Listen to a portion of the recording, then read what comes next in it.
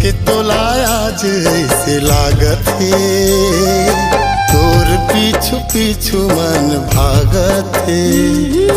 देख के तोलाया जैसे लागत है, तोर पीछू पीछू मन भागत है।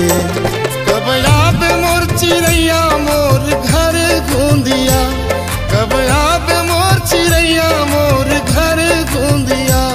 तोला देख के नैना गही गही जागत है, देख के तोलाया जैसे लागत है, तोर पीछू पीछू मन भागत है। देख के तोलाया जैसे लागत है, तोर पीछू पीछू मन भागत है।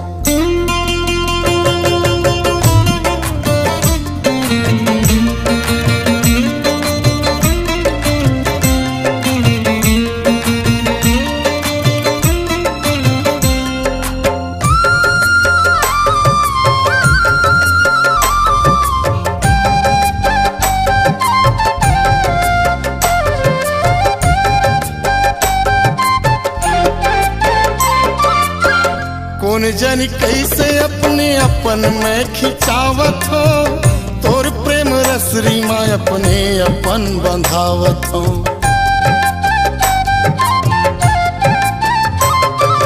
जादू भरे नैना का मोहनी है तोरे आभा।